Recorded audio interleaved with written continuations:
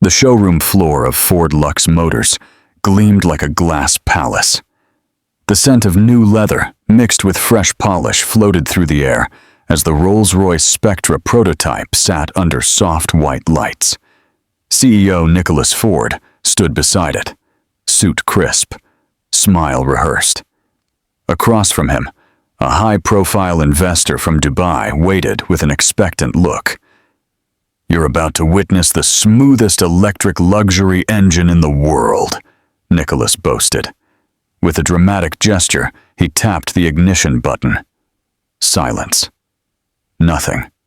Then a strange ticking.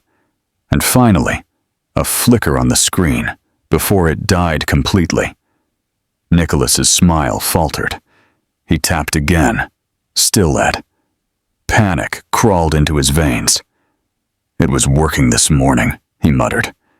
The investor raised an eyebrow. "Very impressive," he said dryly, turning away. Nicholas clenched his jaw. "Get the tech team now," he barked to a staff member, frustration boiling beneath his composed face. Before any engineer could arrive, a small voice interrupted from behind the glass partition of the service bay. "It's the fuse relay in the rear chamber. You're overloading the front unit with a software misfire." Nicholas turned sharply. A 12-year-old girl, wearing oil-streaked jeans and a faded t-shirt, stepped onto the showroom floor, a small toolkit in hand. "Excuse me?" Nicholas asked, half annoyed. "I can fix it," she said again, calm and confident. "Sweetheart, this isn't a school project," he said, chuckling awkwardly in front of the investor. But she walked past him, lifting the rear hatch like she belonged there. In under 2 minutes, she rerouted a circuit line, tapped twice on the dash panel, and reconnected the command chip. The car hummed. Lights blinked on. The Spectra came to life. The engine purred silently like a dream.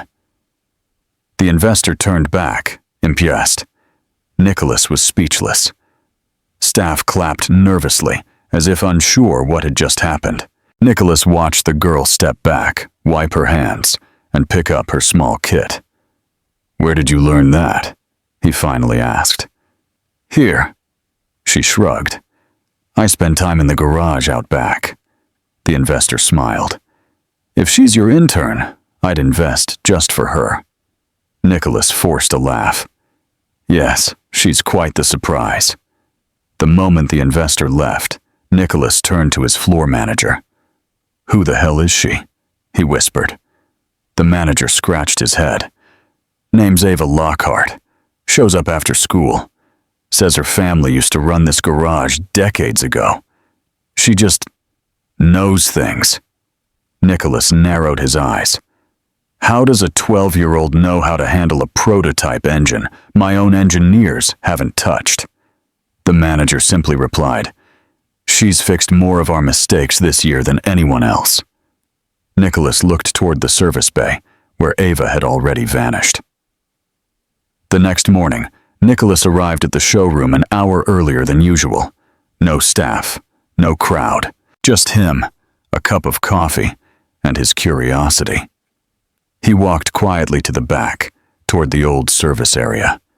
There, under flickering industrial lights, he saw her again. Ava, kneeling beside a vintage sports car, tightening a valve. Around her, 3 adult mechanics watched as she explained a complicated reroute of a hybrid converter.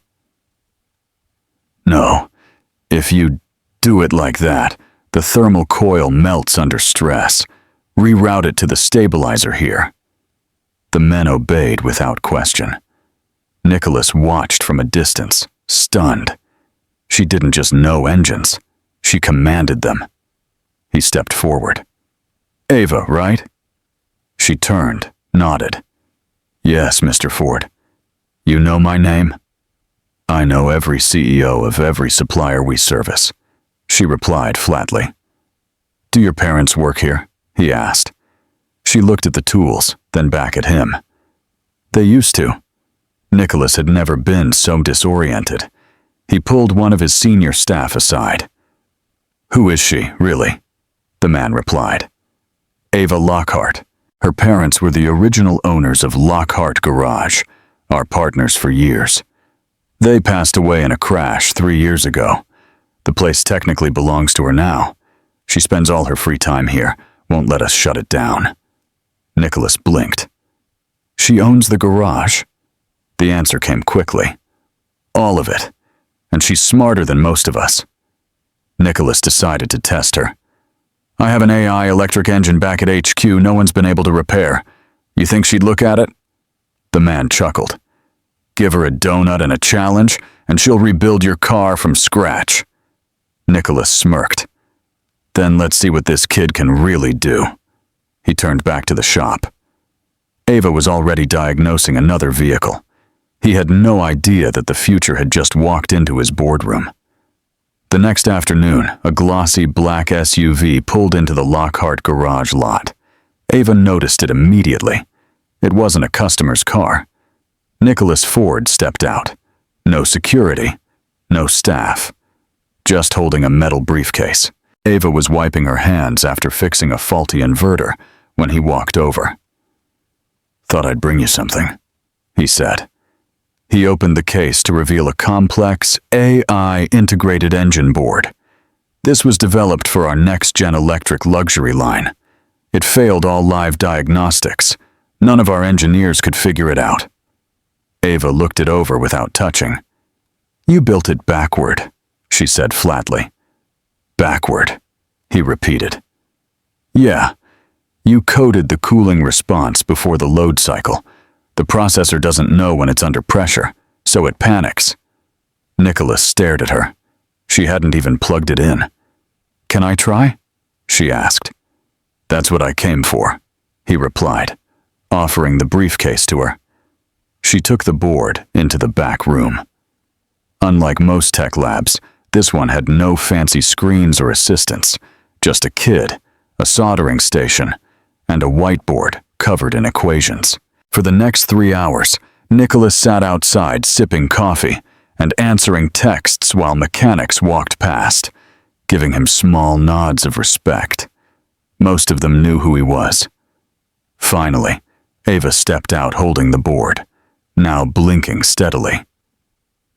It's not just fixed, she said.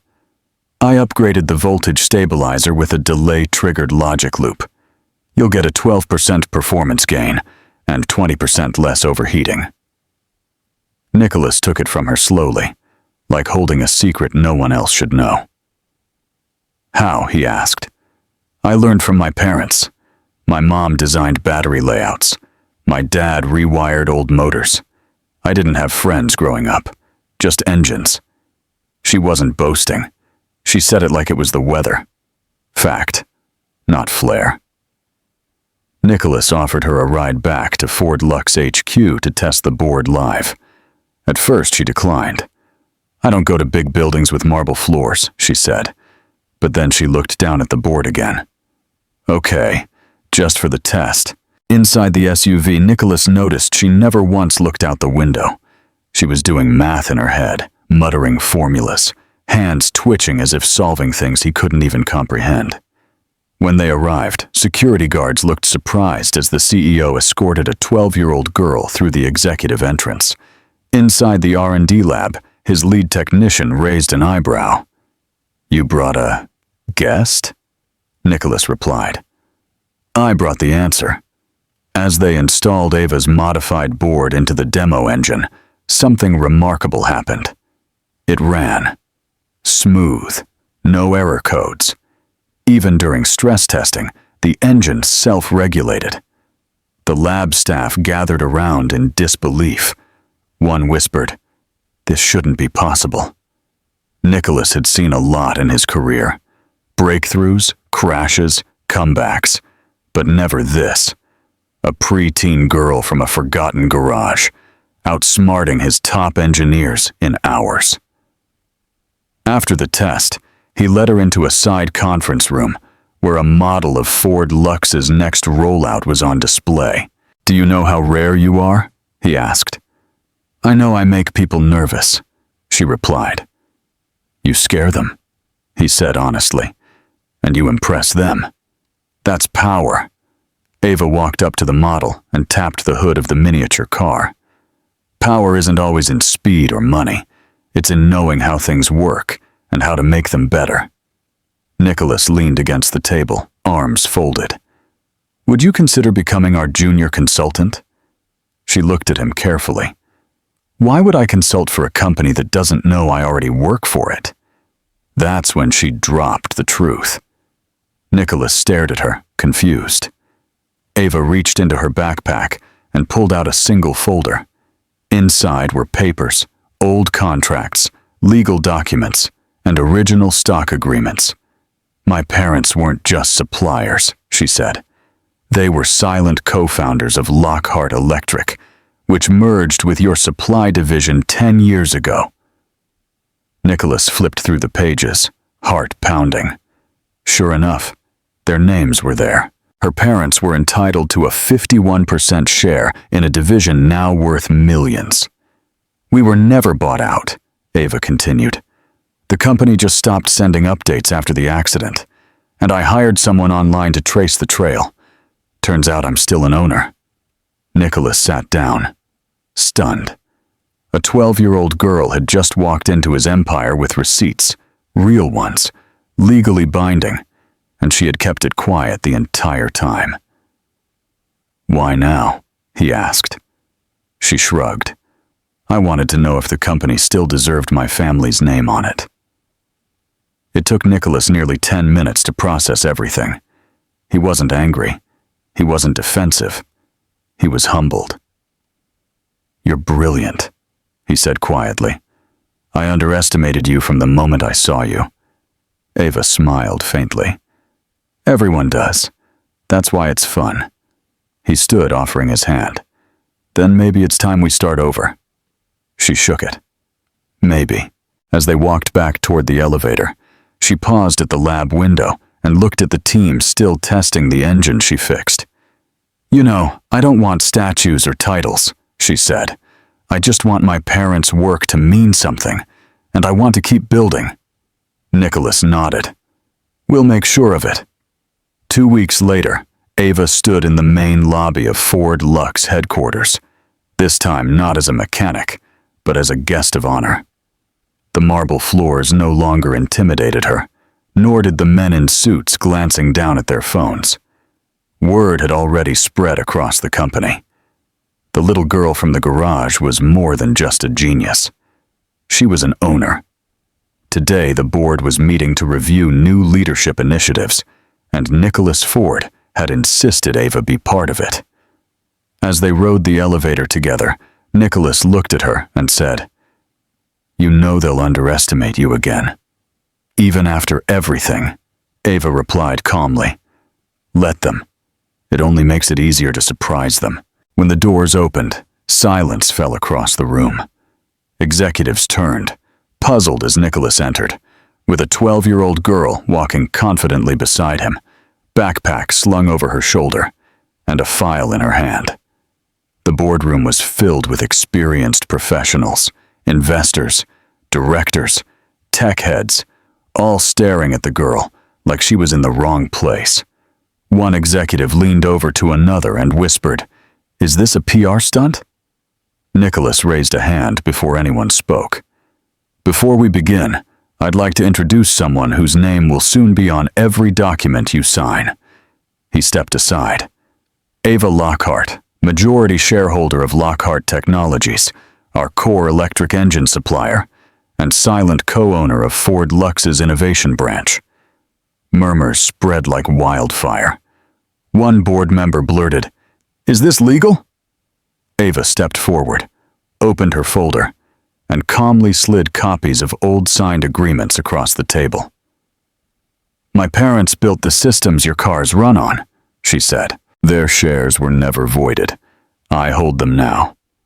Another member, skeptical, asked, And what exactly do you want? Ava didn't hesitate. To improve what you've been running on autopilot, Nicholas watched silently as Ava walked to the digital screen and connected her. And tablet, a presentation loaded, one she had built herself, line by line. Your EV battery systems operate on decade-old thermal loop models. They waste 18% of energy. I've tested a reroute algorithm that cuts that loss by half. I've also redesigned your AI module to respond dynamically to driving behavior, not pre-coded routines. Graphs and simulations filled the screen. Engineers leaned forward. Investors raised eyebrows. Ava continued without pause. You sell luxury, but you build with outdated code. I'm here to fix that. The silence turned into stunned attention. One director finally said, "Where did you learn all this?" Ava looked at him plainly. "In a garage. While your software teams were in meetings." A few chuckled. Most were too shocked to speak.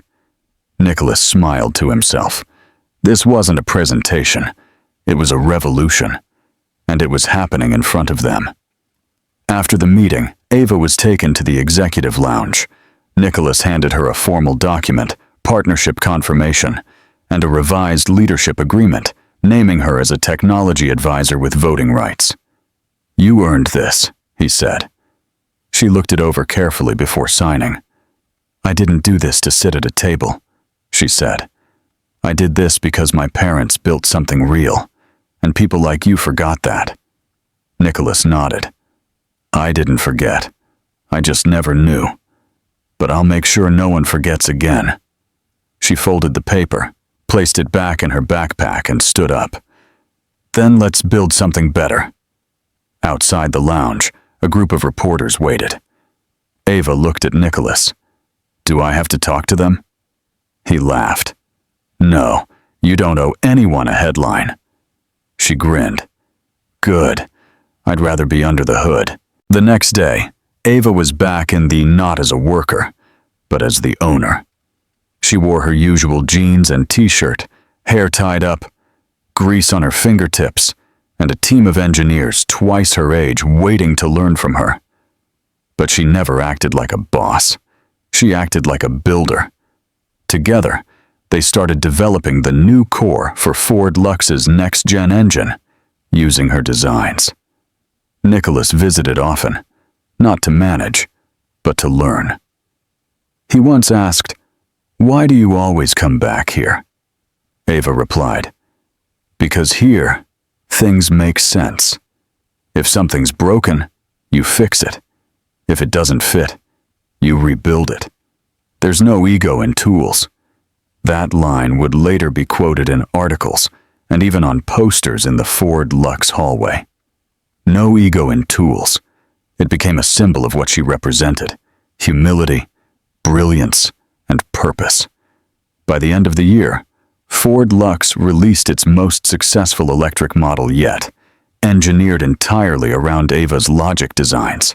The launch was covered by global media, but Ava didn't attend the press event.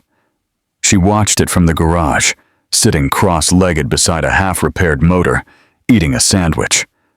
Her face never showed up on magazine covers, but inside the company, they now called her the mind in the machine. Her story spread across schools, inspiring young girls, mechanics, dreamers, anyone who'd been told they were too small, too young, or too poor. Ava didn't care for fame. She only wanted one thing: for people to stop ignoring the brilliance that hides in the quiet corners of the world. And thanks to her, they did.